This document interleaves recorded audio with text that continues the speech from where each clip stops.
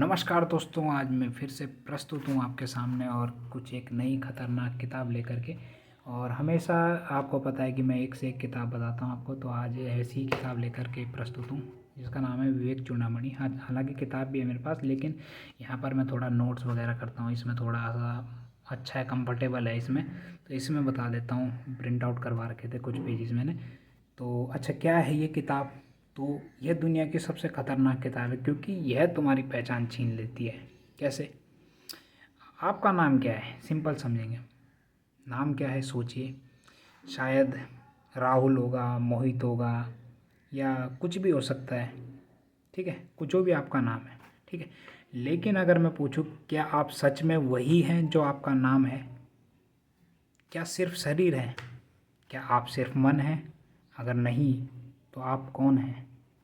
तो यही प्रश्न हजारों साल पहले शंकराचार्य जी ने पूछा, और इसी प्रश्न का उत्तर देने के लिए उन्होंने लिखा विवेक चूड़ामणि। विवेक का अर्थ क्या है? विवेक का चूड़ामणि का, विवेक का मुकुटमणि, यानी विवेक पर लिखा गया जो सर्वोच्च ग्रंथ है, वह विवेक चूड़ामणि हुआ। ठीक है, तो अब हम जानेंगे कि क्या खास है इसमें। अच्छा, ये देखिए कि यह कोई धार्मिक किताब नहीं है। कई सोचते हैं कि भाई ये तो हिंदुओं की किताब है, ये इसकी किताब है, उसकी। मैं सीधा बोलता हूँ, आपको बताए कि कौन सी।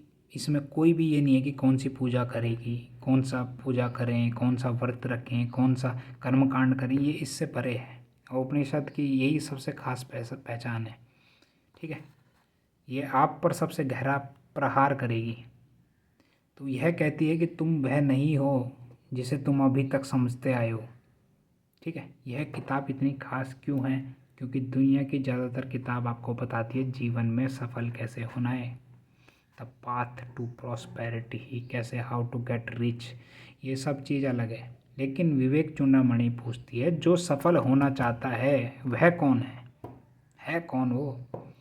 तो अगर यह प्रश्न समझ में आ गया तो आपकी पूरी ज़िंदगी देखने का तरीका बदल सकता है। तो यह किताब का पहला संदेश, शंकराचार्य कहते हैं कि 3 चीज़ें अत्यंत दुर्लभ है।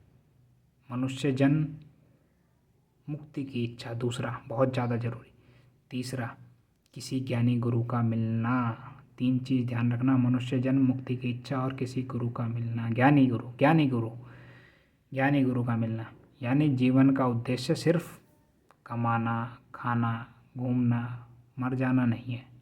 ठीक है, मनुष्य को अवसर मिला है अपने वास्तविक स्वरूप को जानने का। और फिर यह किताब क्या सिखाती है आपको? तो यह आपकी 4 योग्यताओं से शुरुआत करती है: विवेक, वैराग्य, षट संपत्ति और मुमुक्षत्व, लिबरेशन, जो इच्छा आपकी।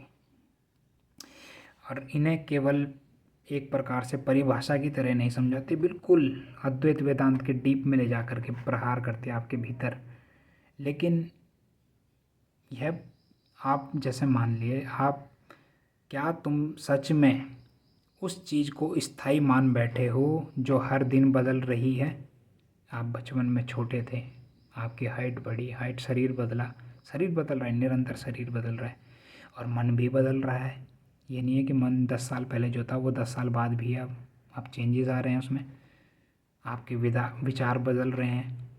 तो फिर क्या वह है जो इन सब परिवर्तनों को देख रहा है इस बीच में? यहीं से वेदांत शुरू होता है। समझ गए? शंकराचार्य लिखते हैं, मोक्ष के साधनों में भक्ति सर्वश्रेष्ठ है। यहाँ पर ये देखो, मुक्ति के कारण रूप सामग्री में भक्ति ही सबसे बढ़कर है। अच्छा, भक्ति क्या है? कई लोग सोचते हैं कि भक्ति क्या है। भक्ति वो कीर्तन, भजन मंडली जा करके वहाँ बजाना, नाचना, घूमना फिरना, ये चीज़ भक्ति में आ जाएगी। लेकिन यहाँ पर कह रहा है कि भक्ति की परिभाषा क्या दी है उन्होंने? अपने वास्तविक स्वरूप का अनुसंधान करना, माने अपने आप को जानना। यानी केवल गाना बजाना नहीं, कीर्तन वगैरह कुछ नहीं ऐसा, केवल पूजा नहीं, बल्कि यह जानना कि मैं वास्तविक में कौन हूँ। समझे? तो क्या ये किताब सबके लिए? अगर आप सिर्फ जानकारी चाहते हैं, शायद बिल्कुल भी नहीं है आपके लिए। अगर आप सिर्फ बहस करना चाहते हैं ये फिर भी नहीं है। अगर आप कभी रात में यह प्रश्न उठाओ या सुबह जागृति में यह प्रश्न उठाओ कि मैं आखिर कौन हूँ, जीवन का अंतिम अर्थ क्या है, क्या स्थायी शांति संभव है, तो यह किताब आपके लिए है। समझे किस लिए है ये किताब, समझ गए ना। तो ये चीज़ है, मैं वास्तविक में कौन हूँ। ध्यान देने की बात यह भी है कि अन्य जो परंपराएं हैं, जैसे वैष्णव भक्ति होगी, परंपराएं ये जितनी भी है, भक्ति को मुख्यतः ईश्वर के प्रति प्रेम, समर्पण और सेवा के रूप में परिभाषित करती है। पर जैसे यह शंकराचार्य की परिभाषा से अलग दार्शनिक दृष्टिकोण है। और इस बुक को जानो समझो बहुत ज़्यादा। तो ये चीज़ है, भक्ति का मतलब आपको समझ आया होगा बिल्कुल। तो शंकराचार्य उन्हें गलत नहीं कह रहे हैं यहाँ पर, ये मत समझना कि उन्हें गलत कह रहे हैं भजन कीर्तन वालों को। शंकराचार्य कह रहे हैं अद्वैत वेदांत में उनका स्थान है कि मन को शुद्ध और एकाग्र करने के साधन के रूप में जानना अपने आप को। लेकिन उनके अनुसार भक्ति का अंतिम और सर्वोच्च रूप जो है अपने वास्तविक स्वरूप को जानना, आत्मा और ब्रह्म की खोज और उसमें स्थित होना। जो बोलते हैं ना ब्रह्म, ब्रह्म सत्यम जगन मिथ्या, अपने आत्मस्थ होना। बिल्कुल अद्वैत वेदांत में भक्ति का अर्थ केवल वो नहीं है भावनात्मक भजन कीर्तन, बल्कि सत्य के प्रति ऐसी निष्ठा कि जो साधक है निरंतर यह जानना चाहे कि वास्तविक में मैं कौन हूँ। ठीक है, अगर आप नीच से नीच कार्य कर रहे हैं, आप उस समय वही हो। बार बार पूछने की ज़रूरत नहीं है कि मैं कौन हूँ, मैं कौन हूँ, मैं कौन हूँ। भाई जिस समय आप जैसा कार्य कर रहे हो आप वो हो। कचरा सुनोगे, कचरा देखोगे, कचरा गाओगे तो कचरा ही बनोगे।